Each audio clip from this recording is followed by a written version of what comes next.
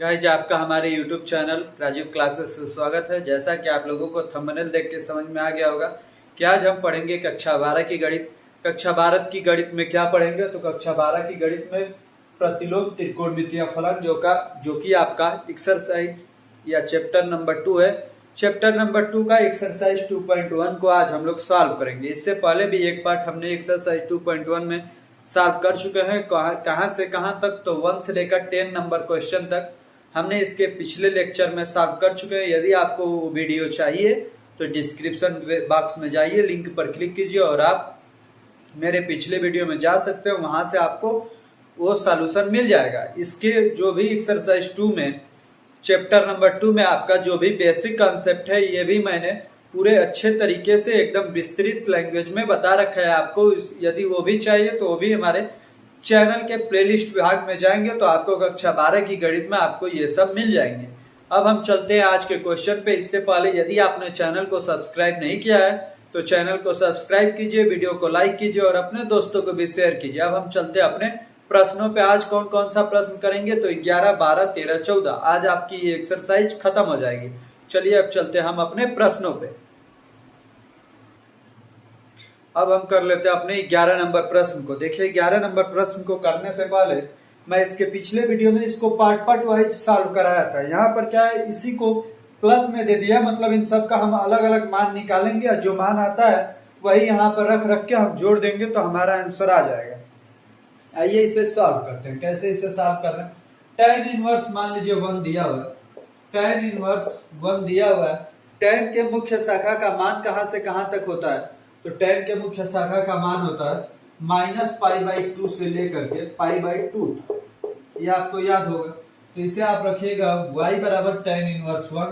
तो tan जब इधर आएगा तो tan y इक्वल टू 1 हो जाएगा। और tan में कितने रेडियन का मान या कितने डिग्री का मान 1 होता है। डिग्री में आप सोच सकते हैं लेकिन लिखना किस में, रेडियन में, मतलब पाई के पदों में ही आपको आंसर लिखना है। तो tan y इक्वल टू हो जाएगा tan π/4। tan π/4 तो y इक्वल टू क्या हो जाएगा π/4। ये रहा आपके y का मान पहले वाले के लिए। तो ये आपको ध्यान में रखना है। अब हम ये मिटा देते हैं। अब दूसरे वाले को निकालते हैं। cos inverse -1/2। जब cos इनवर्स -1/2 निकालेंगे तो cos का भी आपको मुख्य शाखा का मान मालूम होना चाहिए। कहां से कहां तक होता है तो 0 से पाई तक cos के लिए होता है। अब देखिए y इक्वल टू लिखिए cos इनवर्स -1/2। ये cos इनवर्स इधर आएगा तो cos y हो जाएगा। cos y equal to -1/2। अब ये -1/2 cos में कैसे करते हैं तो ये आप लोग ध्यान रखिएगा, मैंने कल बताया था। यहाँ पर रखिए cos पाई माइनस कितने डिग्री का मान 1/2 होता है cos में तो π/3। तो आप पाई माइनस π/3 लिखेंगे, ये नहीं कि -π/3 लिख देंगे।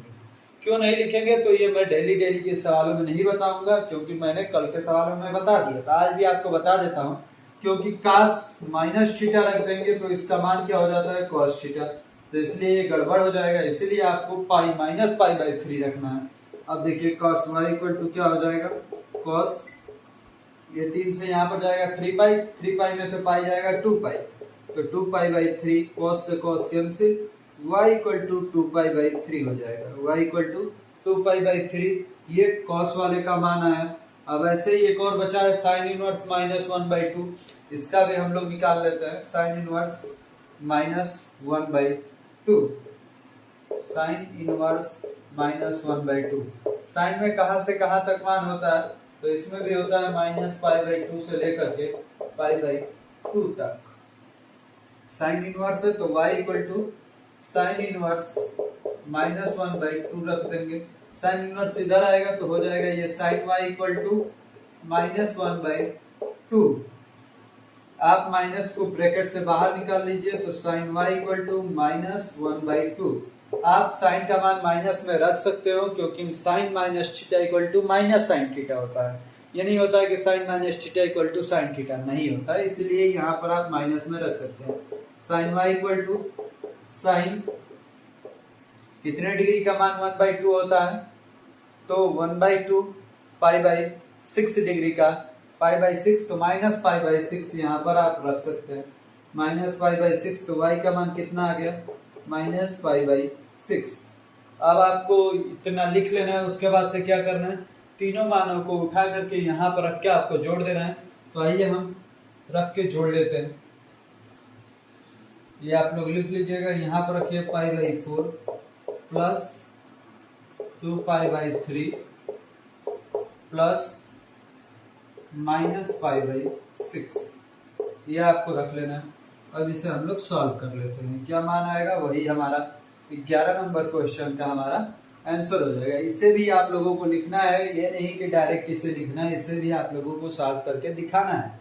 अब देखिए इन सब का एलसीएम, पहले इस माइनस को बाहर लाते हैं, pi by 4 plus 2 pi by 3, ये बाहर आएगा तो माइनस पाई बाई 6, सबका एलसीएम कितना होगा 12, यहाँ पे हो जाएगा 3 पाई, यहाँ पे हो जाएगा 4 दूनी 8 पाई, यहाँ पे हो जाएगा 2 पाई, 8 3 11, 11 में से 2 गया 9, तो क्या हो जाएगा 9 पाई बाई 12, 3 से कटेगा 3 बार में, ये 3 से 4 बार में, कितना आंसर आया 3 पाई बाई 4।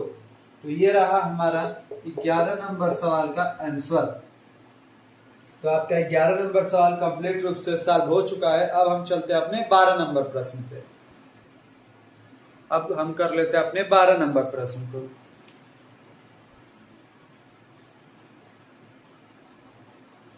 अब हम कर लेते हैं अपने 12 नंबर सवाल में। इसमें भी दोनों को अलग अलग सॉल्व करना है।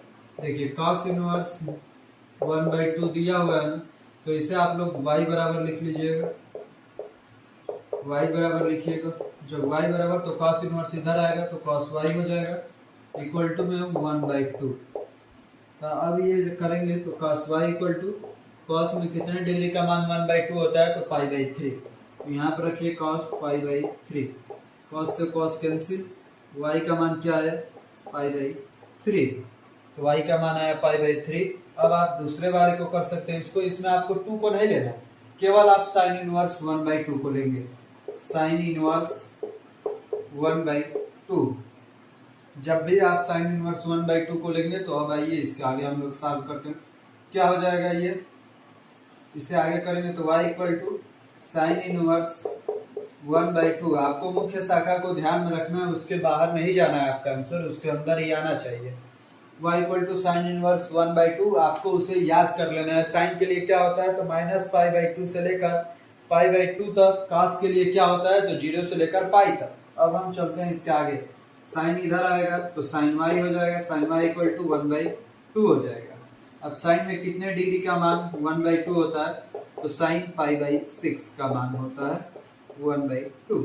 साइन से साइन कैंसिल, तो y का वैल्यू कितनी आई यहाँ पर पाई बाई 6, यहाँ पर पाई बाई 3, यहाँ पर पाई बाई 6। अब हम आगे इसी सवाल को कंटिन्यू कर लेते हैं। दोनों को एक साथ जोड़ना था ना, तो दोनों को जोड़ते हैं, पाई बाई 3 प्लस 2, ये जो 2 था उसको, और ये गुणे में पाई बाई 6, तो ये 2 से 2 कैंसिल हो जाएगा, 2 से 6 कैंसिल होगा तो क्या आएगा 3 आएगा।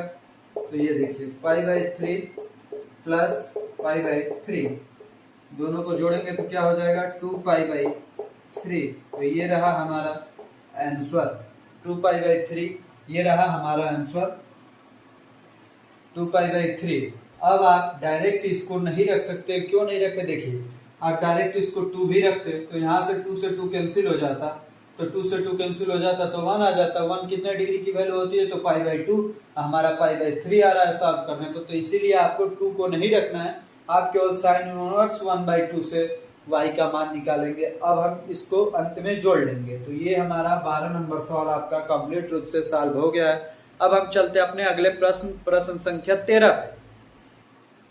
अब हम सॉल्व करते हैं अपने 13 नंबर प्रश्न को। देखिए ये क्या है, यदि साइन इनवर्स x बराबर y, तो 4 विकल्प है। ये विकल्प है 0 से बड़ा हो y का मान और बराबर भी हो सकता है, और पाई से छोटा और पाई के बराबर भी हो सकता है।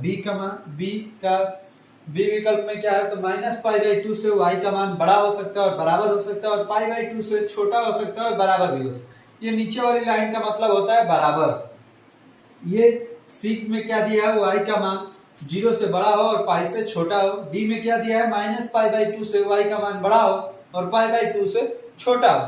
तो आइए इसे हम देखते हैं। साइन इनवर्स x बराबर y, तो ये तो कुछ लिखने वाला है ही नहीं, x बराबर y। जब साइन इनवर्स को उधर करेंगे तो क्या हो जाएगा, sine y equal to x हो जाएगा। यहाँ पे क्या पूछा है, y की वैल्यू क्या हो सकती है, तो साइन इनवर्स के लिए रेंज क्या होती है, तो आपको मालूम है कि -π/2 से लेकर के π/2 में, और जो भी बड़े कोष्टक में रखे जाते हैं उसका मतलब यही होता है कि इस मानों को भी आप ले सकते हैं।